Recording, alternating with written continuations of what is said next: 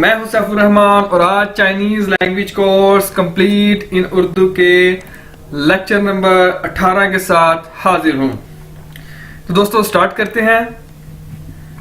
इस लेक्चर में, इस वीडियो में हमारे पास पहला वर्ड है थाई, TAI, थाई।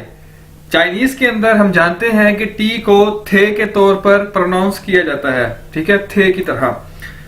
तो ये क्या है? थाई। थाई मतलब वेरी मच, ठीक है। ये असल में हन की सेकंड डिग्री है, यानी हन था वेरी, बहुत, और थाई है वेरी मच। थाई, थाई।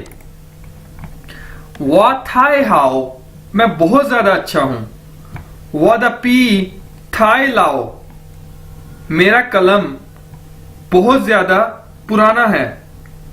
वा द पी, मेरा कलम, थाई, बहुत ज्यादा, लाओ, पुराना है। लाओ हमने देखा है ओल्ड, ठीक है।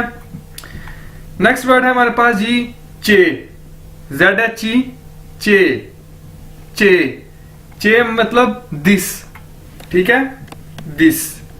दिस हम बेजान चीजों के लिए इस्तेमाल करते हैं, ठीक है। था को हम जानदार चीजों के लिए यानी किसी पर्सन के लिए हम था यूज करते हैं, और चे जो है वो नॉन लिविंग थिंग्स।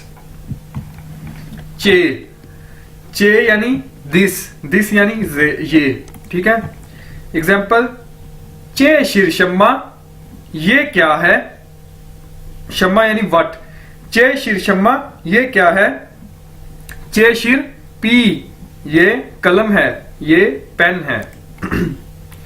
इसी तरह हमारे पास वर्ड है ना, NA, ना, ना यानी डैट, वो, ठीक है। ना, ना, तो इसकी एग्जांपल है ना शिर शम्मा, वो क्या है? व्हाट इज डैट, ठीक है। ना शिर शम्मा, तो जवाब क्या होगा? ना शिर शू, वो किताब है, ये जो भी चीज होगी, ठीक है।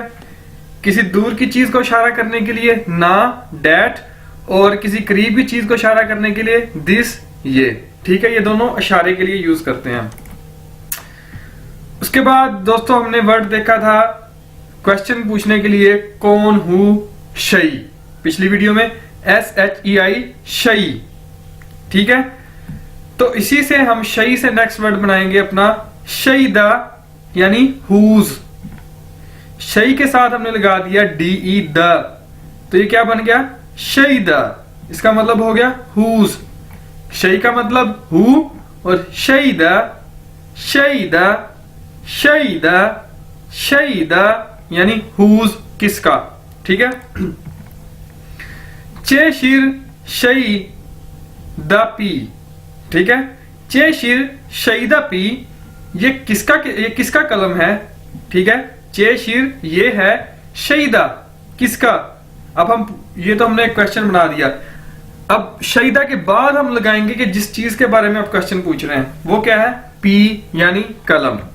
चे शिर शहीदा पी, ये किसका पेन है? चे शिर वादा पी।